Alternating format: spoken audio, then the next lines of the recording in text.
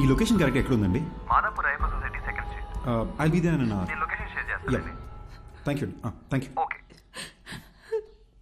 ఓయ్, అరే రే రే రే, మేడం పొద్దున్నే డల్గా ఎందుకున్నారు? దియా, ఏమైంది? నేను చెప్పినట్టు నాకు కళ వచ్చింది. నేను వైలెంట్గా మారి నేనేదో చేస్తానేమోనని భయంగా ఉంది. ఏడవకూడదు, నాలో కూడా ఒకడు ఉన్నాడు. నువ్వు వైలెంట్ అయితే ఈడు ఊరుకుంటాడా ఏంటి? ఓకేనా?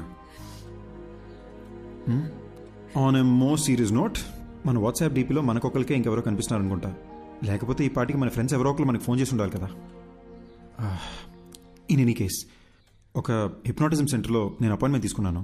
నేను అక్కడికి వెళ్ళి అసలు ఈ ప్రాబ్లం ఏంటో కనుక్కుంటాను. ఇన్ ద మీన్ వైల్ నీ కుదిరితే ఒకసారి చర్చికి వెళ్ళి ఫాదర్తో మాట్లాడు. లేదు, దియా నేను కూడా నీతో Diya Diya Diya, you have to stay strong. ఏడకూడదు, ఓకేనా?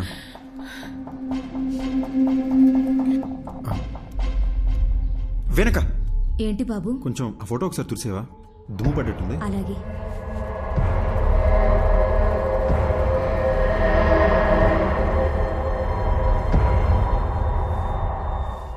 అది దుమ్ము కాదు బాబు, షర్టు కలరే అలా కనిపిస్తుంది.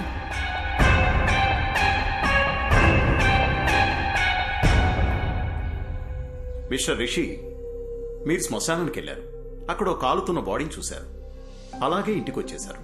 ఆ భయం, ఆ టెన్షన్, ఆ ప్రెషర్ వల్లే మీరు అలా ఊహించుకుంటున్నారు. మీ ఫేస్బుక్, వాట్సాప్ డీపీల్లో ఇంకో మనిషి ఎవరో కనిపిస్తున్నారని చెప్తున్నారు కదా, అదంతా మీ భ్రమ. మీకు మాత్రమే కనిపిస్తున్నాడంటే పర్వాలేదు. మీ ఆవిడికి కూడా అద్దంలో వేరే మనిషి కనిపిస్తున్నారని చెప్తున్నారు. అదే నాకు చాలా సిల్లీగా అనిపిస్తోంది. I'm a PhD in hypnotherapy. Me problems అన్ని ఫ్రాక్షన్ ఆఫ్ సెకండ్స్ లో సాల్వ్ చేస్తాను. ఆ సోఫాలో వెళ్ళి కూర్చోండి. ఇలాంటి కేసులు డీల్ చేయడంలో నాకు ఓ థ్రిల్ ఉంటుంది. ఏంటి అలా కంగారు పడుతున్నారేంటి? అద్దంలో చూడండి. సార్, అర్థం చూడాలంటే కొంచెం టెన్షన్ ఉంది సార్. రిషి, నేను ఇక్కడే ఉన్నాను కదా, ధైర్యంగా చూడొచ్చు మీరు.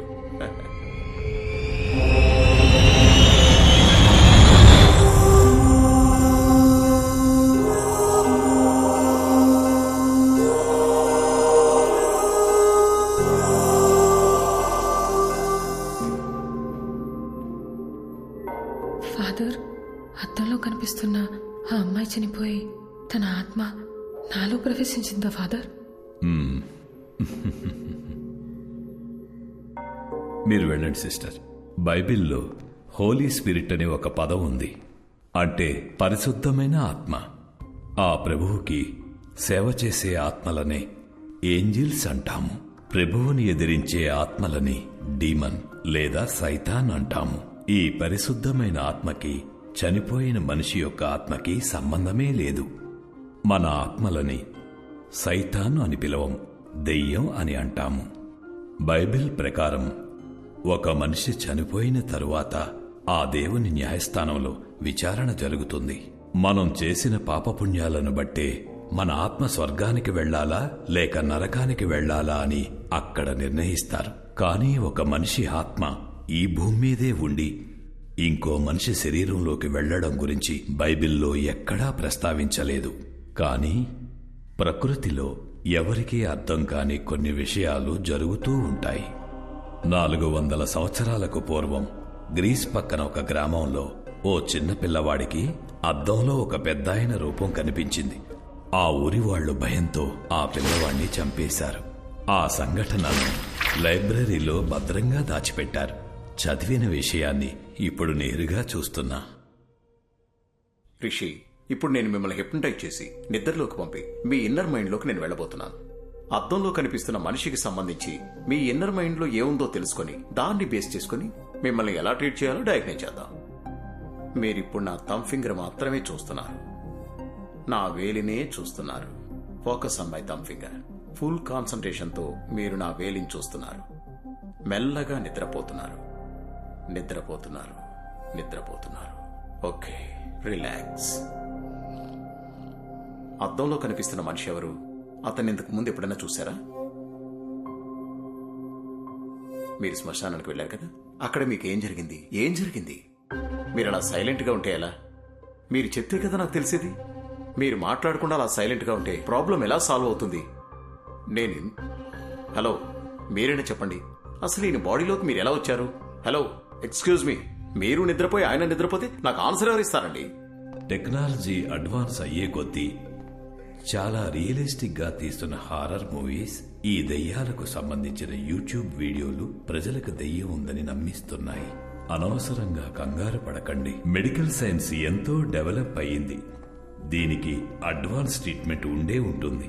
ఇటువంటి సమస్యలు వచ్చినప్పుడు ప్రభువుని నమ్ముకుని మనోధైర్యంతో ముందడుగు వేయాలి. భయపడకమ్మా, you will be all right. God bless you my child. ఇది చాలా కాంప్లికేటెడ్ కేసు. మీరు కోఆపరేట్ చేయకపోతే మీకే ఇబ్బంది అవుతుంది. పబ్లిక్ లో తిరగలేరు, అర్థం చేసుకోండి. Try to understand the situation ఋషి. అరే బట్ట, ఎస్, నీకు అసలు బుద్ధుందా? ఒక మనిషి అక్కడ ప్రశాంతంగా పడుకుని ఉంటే చెప్పు చెప్పు అని చిరాకు పెడతావేంటి? వాడిని కంట్రోల్లో ఉన్నాడా? నువ్వు హిప్నోటిస్ట్ డాక్టర్వా? ఒళ్ళు మిలిచిపెట్టి అలాంటి కుర్చీలో కూర్చోబెడితే ఎవరైనా పడుకుంటాడు. ఆ మాత్రం దానికి కంట్రోల్ బిల్డప్ చెప్పు తెచ్చుకుంటారంటే నీ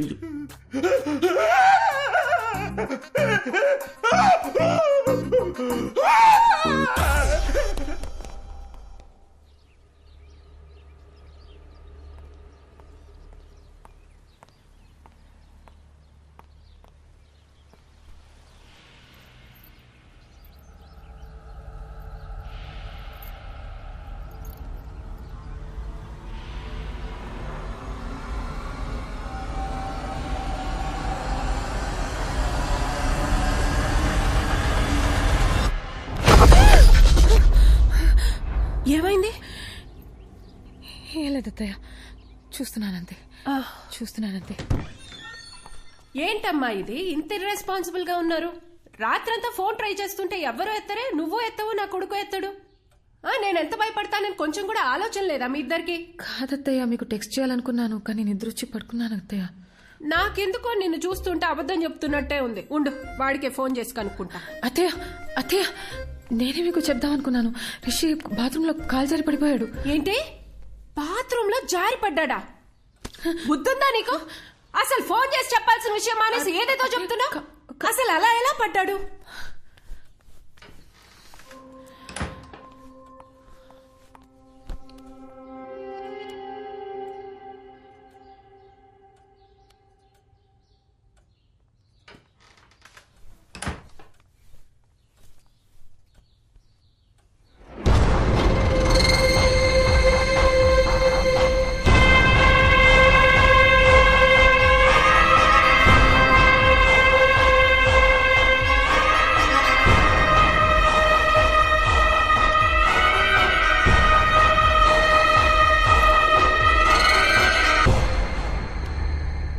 hello Diya, 1 minute, Bluetooth on చేస్తున్నా.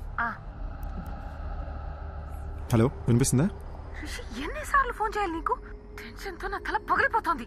డాక్టర్ దగ్గర ఉన్నాను కదా దియా, ఆయన చెక్ చేస్తుంటే ఫోన్ ఎలా ఎత్తున్నావు? ఓకే, డాక్టర్ ఏమన్నారు?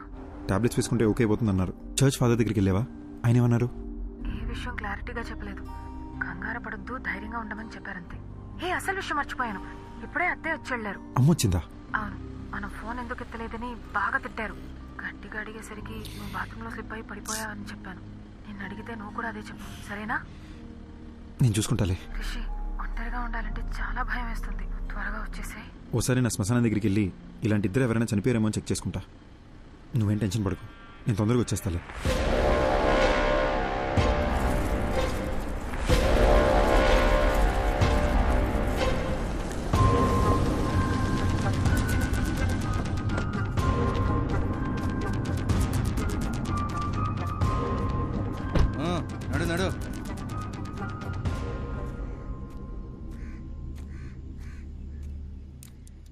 అవ్వా ఇక్కడికి 30-35 వయసున్న ఒక అబ్బాయి అమ్మాయి సవాల్ ఏమైనా వచ్చాయా? ఇదే మాట అడిగి ఇందాక పోలీసులు వచ్చి నా కొడుకును కూడా పట్టుకుపోయినారు. ఎవరు సచ్చారో ఏవో గాని మా ప్రాణాలు తోడేస్తున్నారు బాబు. నిన్నొచ్చిందే 2 శవాలు, అవి ముసలోళ్ళవి. అడిగిందే అడిగి మమ్మల్ని వేపుకు తింటన్నారు. పోవయ్యా. థ్యాంక్స్ అవ్వా.